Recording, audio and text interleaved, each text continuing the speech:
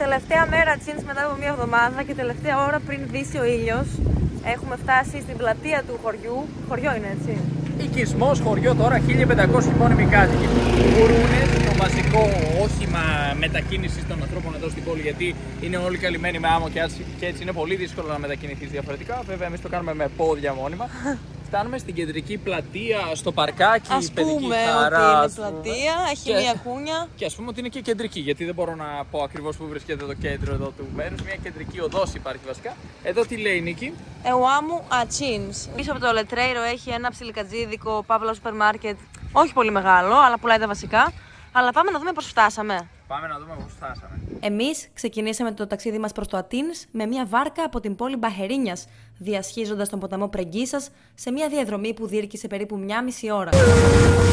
Το τοπίο στη διαδρομή ήταν μαγευτικό, με πυκνή βλάστηση και μικρά παραποτάμια χωριά να μας συντροφεύουν. Το Ατίνς βρίσκεται στη βορειοανατολική Βραζιλία, στην πολιτεία Μαρανιάου, στο όριο του εντυπωσιακού εθνικού πάρκου Λενσόις Μαρανιένσις. Για να φτάσετε εκεί, το ταξίδι συνήθως ξεκινά από την πόλη Σάο Λουίς, όπου βρίσκεται το κοντινότερο διεθνές αεροδρόμιο. Από το Σάο Λουίς μπορείτε να οδηγήσετε ή να πάρετε λεωφορείο μέχρι την πόλη Μπαχερίνιας, μια διαδρομή περίπου 4 με 5 ωρών. Για τους πιο περιπετειώδεις υπάρχει και η επιλογή οχήματος 4x4 για να διασχίσετε τα αμμώδη μονοπάτια προς το Ατσίνς. Μόλις φτάσετε θα βρεθείτε σε έναν μικρό ήσυχο προορισμό όπου η μετακίνηση γίνεται κυρίως με τα πόδια ή με γουρούνες. Το καλύτερο διάστημα για να επισκεφτείτε το Ατσίνς είναι μεταξύ Μαΐου και Σεπτεμβρίου, όταν οι λιμνοθάλασσες στο πάρκο Λενσόις Μαρανιένσις είναι γεμάτες από τις βροχές, προσφέροντας μαγευτικά τοπία που μοιάζουν με σκηνές από άλλο πλανήτη. Αυτό που κάνει το Ατσίνς μοναδικό είναι η αίσθηση απομόνωσης που προσφέρει, καθώς η πρόσβαση είναι πιο δύσκολη σε σχέση με άλλες τουριστικές περιοχές, διατηρώντας τη φυσική του γοητεία και την αυθεντικότητα της τοπικής ζωής. Και έτσι λοιπόν φτάσαμε στο Ατσίνς. Στο λιμάνι του Ατσίνς. Μετά τη βάρκα μας περίμεναν κάποια ταξί εκεί στην παραλία και πήραμε το συγκεκριμένο ταξί, κοστίζει 3 ευρώ το άτομο, θα μας πάει ακριβώς στο σπίτι μας, στο Airbnb μας. Είναι 4x4, κάτω υπάρχει παντού άμμος, είναι ένα υπέροχο χωριό, έχει πάρα πολύ ζέστη και ανυπομονούμε να εξερευνήσουμε το Ατσίνς. Εμείς φτάσαμε λοιπόν με τη βάρκα, αλλά υπάρχει κι άλλος τρόπος άμα θέλει να φτάσει κάποιος. Ποιος είναι αυτός? Μπορεί να κάνει ένα tour με μια αζένσια, όπως λέγεται, δηλαδή τουριστικό γραφείο, και να έρθει με ένα μεγάλο όχημα το οποίο περνάει από την έρημο, από τις Δίνες, Ντούναϊς όπως τις λένε εδώ πέρα, τέλος πάντων τους αμόλοφους, και να φτάσει εδώ με όχημα. Αλλά πάμε να δούμε και πού μείναμε. Πάμε να δούμε και πού μείναμε. Αυτό είναι το όμορφο σπίτι μας στο Ατσίνς. Είναι μια μικρή μονοκατοικία η οποία έχει κήπο απ' έξω με άμμο και κάποια φυτά, αιώρες, ωραία δέντρα, καρεκλήσεις για να καθίσουμε να χαλαρώσουμε, και μπαίνουμε μέσα στο σπίτι τώρα, το οποίο βλέπουμε ότι είναι ένα μικρό στούντιο. Έχουμε το κρεβάτι, την κουζίνα, εδώ είναι η, ας πούμε, βεράντα μας. Μάγκο, μας άφησαν εδώ και μήλα οι νοικοκύριδες. Και η τουαλέτα. Εδώ είναι η τουαλέτα. Το σπίτι βγαίνει 60 ευρώ τη νύχτα, σχεδόν λίγο λιγότερο, γιατί είναι τσιμπημένες τιμές λόγω πρωτοχρονιάς και καλοκαιριού. Εδώ έχουμε και μια γατούλα. Να τι από κάτω. Αυτές οι γάτες είναι, ας πούμε, αδέσποτες, αλλά της γειτονιάς. Γεια σου! Ναι, το ίντερνετ είναι πάρα πολύ καλό. Θα το δείξουμε και σε λίγο τώρα το τεστ. Εδώ έχουμε σφουγγάρι φυσικό από φυτά. Εδώ έχουμε βρύση για να πλύνουμε πιάτα και ό,τι άλλο χρειαστούμε. Και πολλά φυτά. Και το ίντερνετ αυτή τη στιγμή είναι γύρω στα 400-450 Mbps. Πολύ καλό. Γενικότερα τα περισσότερα σπίτια είναι φτιαγμένα σε αυτό το στυλ. Το δικό μας βέβαια είναι λίγο πιο μακριά από το κέντρο του Ατσίνς. Λέγεται Ινάσιο, νομίζω, η περιοχή. Σαν το Ινάσιο, ο Άγιος Ιγνάτιος, ας πούμε, είναι η περιοχή, και υπάρχει άλλη μία που λέγεται Σαν το Ινάσιο Ντόις, δηλαδή ο Άγιος Ιγνάτιος 2. Αλλά βλέπουμε ότι τα σπίτια είναι φτιαγμένα τα περισσότερα έτσι με ξύλο. Αυτό το συγκεκριμένο βέβαια έχει λαμαρίνα, νομίζω, από την βλέπω. Πιο πίσω βέβαια έχει ψάθα που είναι το πιο κλασικό. Κάποια εδώ στο κέντρο έχουν και κεραμίδια και τούβλα. Εδώ είναι τα εξελιγμένα σπίτια. Ας πούμε, ναι. Αλλά οι υποδομές δεν είναι και οι καλύτερες και αυτό δίνει μια γοητεία, μια ιδιαίτερη γοητεία στο μέρος. Πολλοί έρχονται εδώ για να αποσυνδεθούν από την τεχνολογία, από την πόλη, να χαλαρώσουν.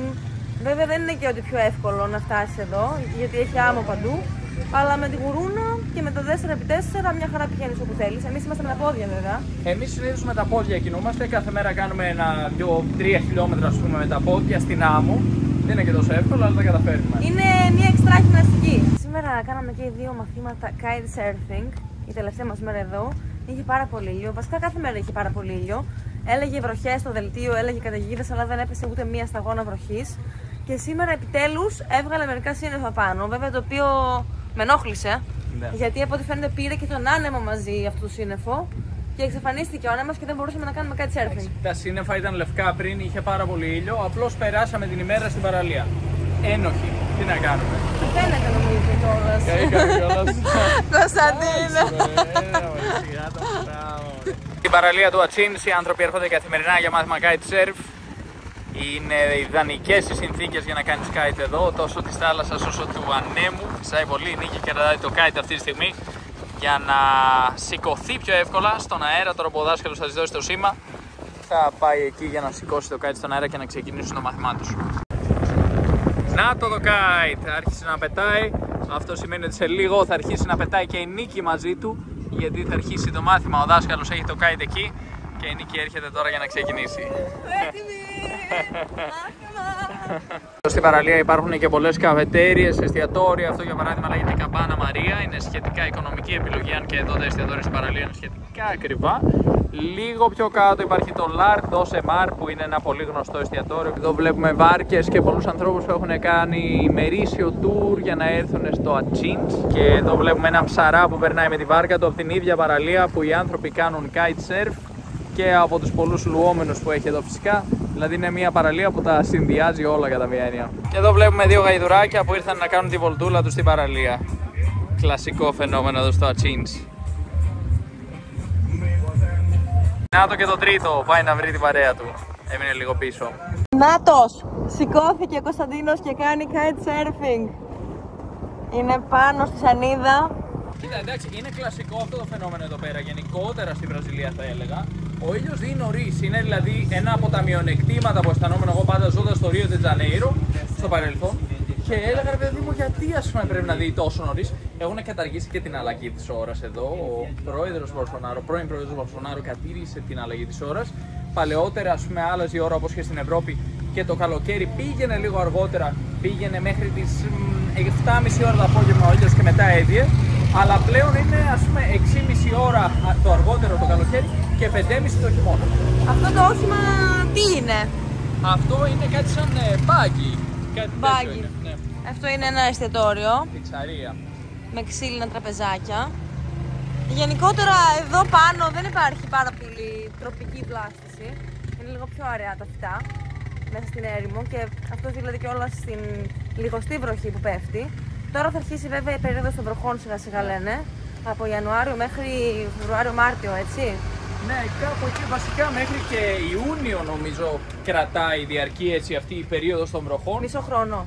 Περί 5 μήνες ας πούμε, όπου γεμίζουν αυτές οι λίμνες μέσα στο Εθνικό Πάρκο Λενσόης Μαρανιένσης, το οποίο θα επισκεφτούμε φυσικά μέσα στις επόμενες μέρες. Εδώ υπάρχουν μερικά οχήματα που όντως έρχονται και είναι για να μεταφέρουν τρόφιμα, προϊόντα. Υλικά για να φτιάξουν σπίτια. Ναι. Αλλά θέλαμε να πούμε επίσης ότι όποιος θέλει να επισκεφτεί το Εθνικό Πάρκο των Λενσόης Μαρανιένσης, το οποίο είναι ένα μαγικό πάρκο, μια τεράστια έκταση με άμμο και αμμολόφους και λιμνοθάλασσες τις λένε εδώ. Λαγκώας βασικά, όχι λιμνοθάλασσες. Ναι, λίμνες από νερό της βροχής. Ναι, δεν είναι θάλασσα, αλλά είναι λίμνη. Είναι γλυκό το νερό μέσα και μερικές φορές παρατηρούνται και ψάρια. Το οποίο είναι ένα ενδιαφέρον φαινόμενο. Αλλά θέλαμε να πούμε ότι ο βασικός τρόπος που επιλέγουν πολλοί άνθρωποι είναι να πάνε στην πόλη Μπαχερίνιας. Μπαρερίνιας γράφεται με 2 ρο. Όπου θα βρισκόμαστε σύντομα, οπότε δεν υπάρχει θέμα. Μείνετε συντονισμένοι και θα σας πούμε τα πάντα για αυτή την πόλη. Αλλά η Νίκη νομίζω λέει ότι υπάρχουν 3 επιλογές για την έρημο. Ναι, ναι, Σάντο Αμάρο, Μπαχερίνιας και Ατσίνς. Και στις 3 πόλεις και στα 3 χωριά μάλλον μπορεί να εγκατασταθεί κάποιος και από εκεί να ξεκινάει καθημερινά τα tour για το Εθνικό Πάρκο. Το μαγικό μέρος που όταν πήγα πρώτη φορά μου κόπηκε ανάσα. Κάναμε και μια βουτιά εκεί στη λίμνη και πάει η κάμερα. Bloom. Είχαμε βάλει την κάμερα μέσα στη θήκη, αλλά πήρε νερό δυστυχώς η Osmo Pocket. Πάλι έχουμε αυτή την Osmo Pocket, αλλά πλέον δεν εμπιστεύομαι να τη βάλω στο νερό, στη συγκεκριμένη λίμνη.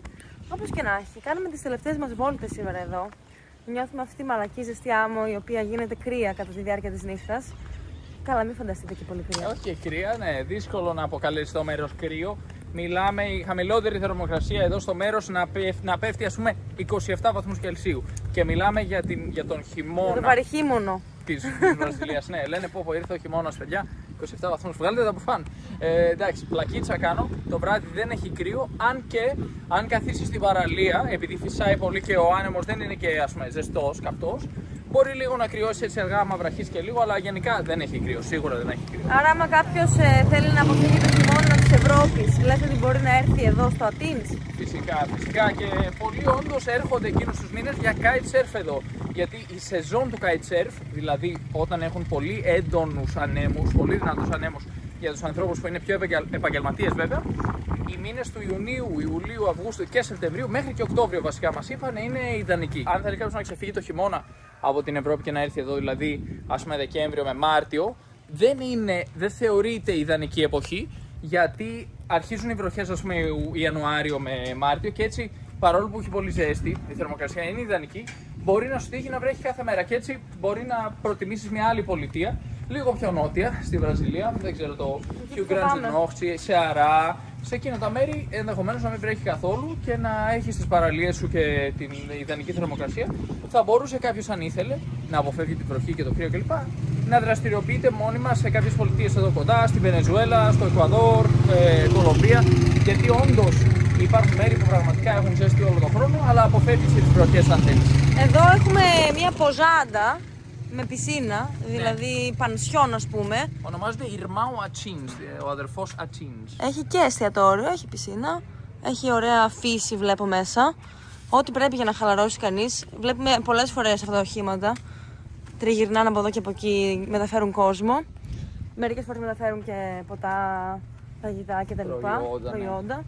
Και με κάτι άλλο που ασχολούνται πολύ κάτοικοι εδώ είναι το χτίσιμο. Μεγαλώνει το χωριό, από ό,τι έχω καταλάβει. Ίσως να είναι και καλό μέρος για να επενδύσει κάποιος αν θέλει, να αγοράσει σπίτι, να ανοίξει ποζάντα, να ανοίξει εστιατόριο. Ναι. Αυξάνεται ο τουρισμός εδώ. Μας είπε και ο Παύλο, μας είπε ο Αργεντινός που είναι ο σπίτι των νοικοκύρης μας, στην πραγματικότητα είναι ένα project με το οποίο ασχολείται εδώ. Αγόρασε ένα τμήμα γης, ας πούμε, ένα κομμάτι γης 1200 τετραγωνικά μέτρα και άρχισε να χτίζει αυτά τα σπιτάκια που μένουμε κι εμείς αυτή τη στιγμή. Χτίζει ένα, μένει μέσα και αρχίζει να χτίζει το διπλανό και συνεχίζει. Τώρα αγοράζουν το διπλανό οικόπεδο και είναι πολύ έτσι γρήγορη η ανάπτυξη στο μέρος, γιατί το αγόρασε 100.000 και λέει τώρα ήδη αξίζει γύρω στις 300 μέσα σε 4 χρόνια και φυσικά χτίζω, οπότε ανεβαίνει πολύ αξία μαζί με το σπιτάκι μέσα και καταλαβαίνετε ότι με τον τουρισμό που ανεβαίνει τόσο γρήγορα μετά την πανδημία, λέει, έχουμε ραγδαία εξέλιξη εδώ. Εδώ φτάσαμε κατά μία έννοια στο πιο κεντρικό μέρος του χωριού. Αν αποκαλούσα εγώ κάτι το κέντρο, θα ήταν αυτή εδώ η πλατιούλα που είναι εσωτερική, έχει δηλαδή μπαρ, εστιατόρια, τουαλέτες, ένα κατάστημα εδώ μέσα σε αυτή την πλατεία και ερχόμαστε συχνά το βράδυ, έχει live μουσική. Εδώ ένα εστιατόριο το οποίο ετοιμάζει κρέατα και κάποια ντόπια φαγητά έτσι παραδοσιακά ας πούμε. Πολύ ωραία πλατιούλα, είναι λίγο χαλαρό μέρος. Η δράση λαμβάνει χώρα κυρίως στην παραλία. Εκεί είναι τα beach bar ας πούμε με πολύ φασαρία και πάρτι και ξέφρενους ρυθμούς. Εδώ είναι λίγο πιο χαλαρά τα πράγματα. Απέναντι έχουμε και ένα μαγαζάκι. Έχει φρούτα, έχει ποτά, αναψυκτικά. Και τώρα θα κατευθυνθούμε προς την αρχή του χωριού μας, συνεχίσουμε νομίζω. Ή προς το τέλος του χωριού. Όπως θες πες το. Δηλαδή η είσοδος από εκεί από που ήρθαμε. Για να έρθουμε, μας άφησε η βάρκα στο ποτάμι. Πήραμε ένα όχημα, μας πήγε στο σπίτι.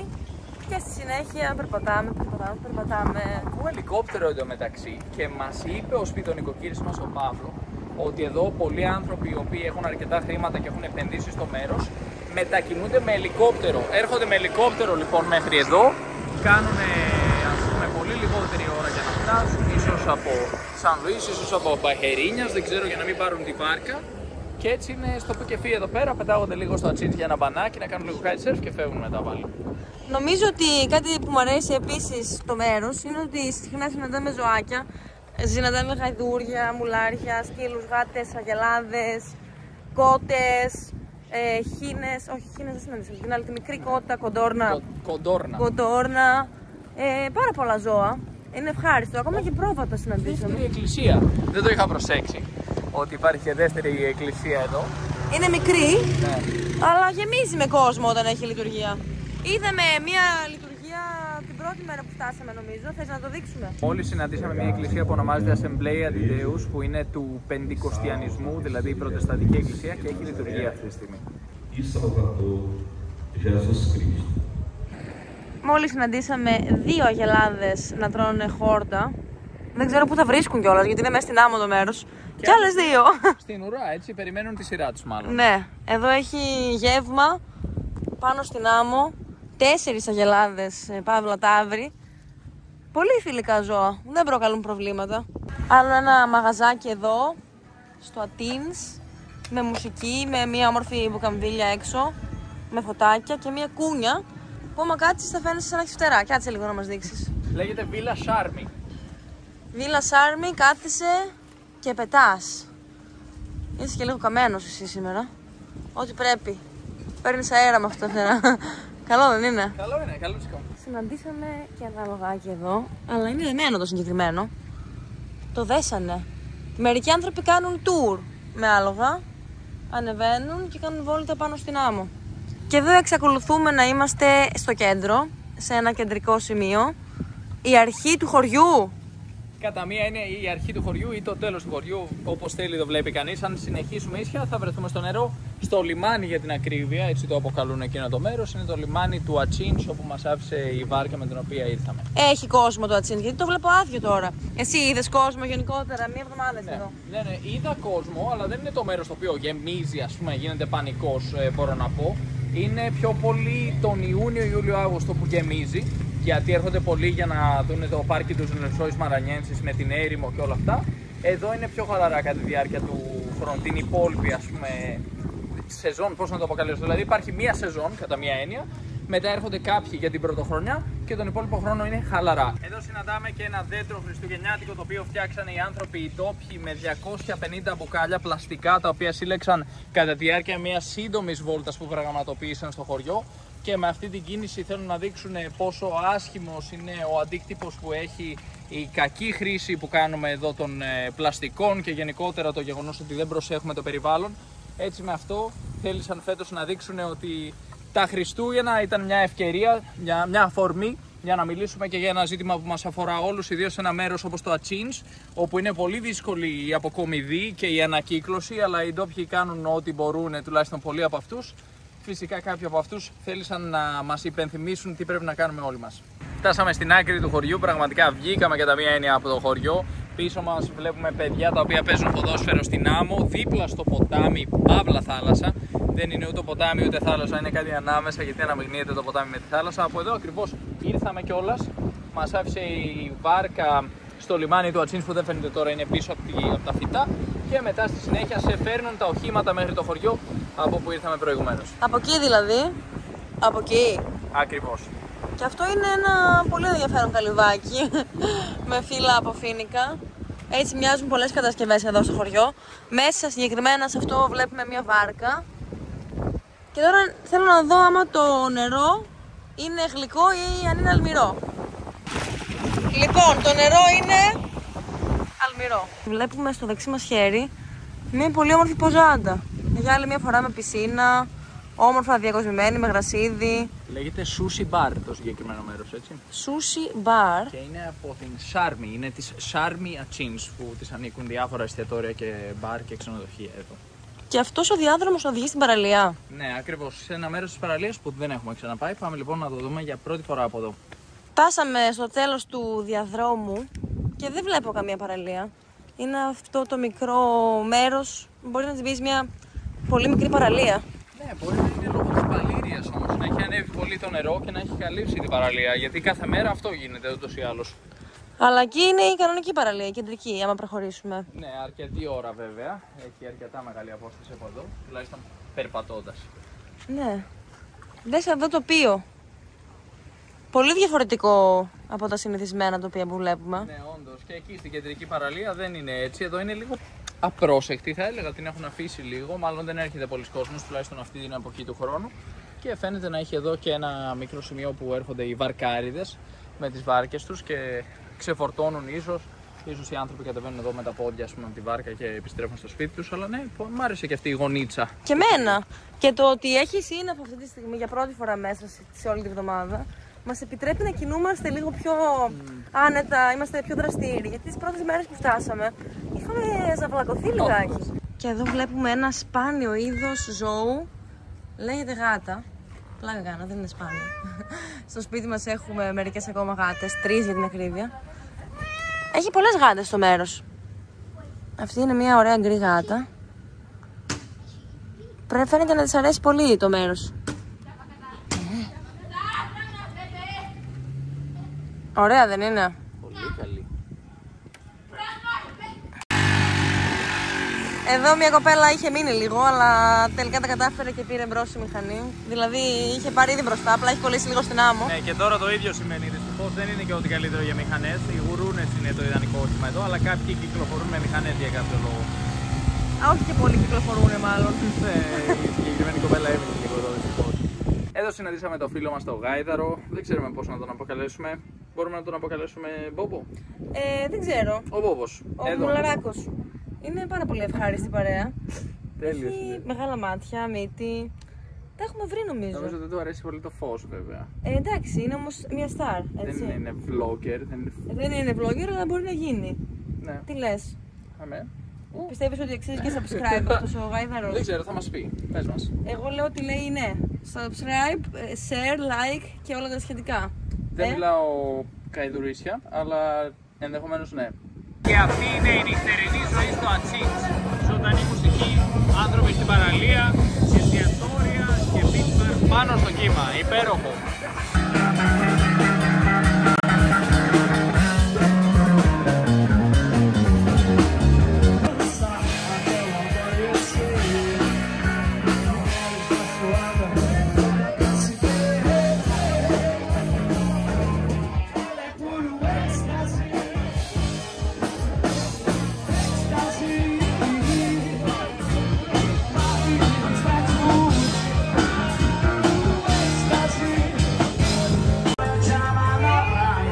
Φαγητό!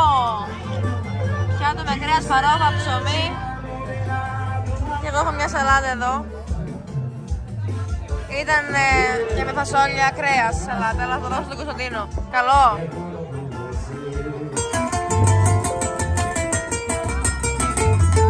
Só maior. Joga a mãozinha pra cima, joga aí, vai. Bate na palma da mão. Joga a mãozinha pra cima. Bate na palma da mão. Se você aceitar o desafio, eu vou fazer o samba pra você sambar. Esse ninguém provoca arrepio. E pega no gabacho, vai começar. Se você aceitar o desafio, canta, Marconi.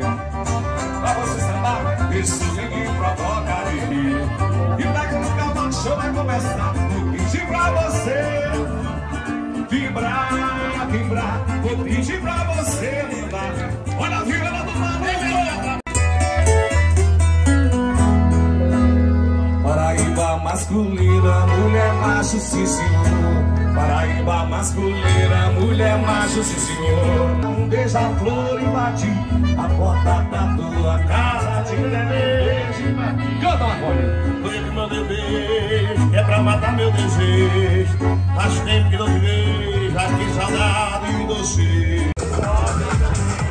Άλλο ένα μαγαζί το βράδυ.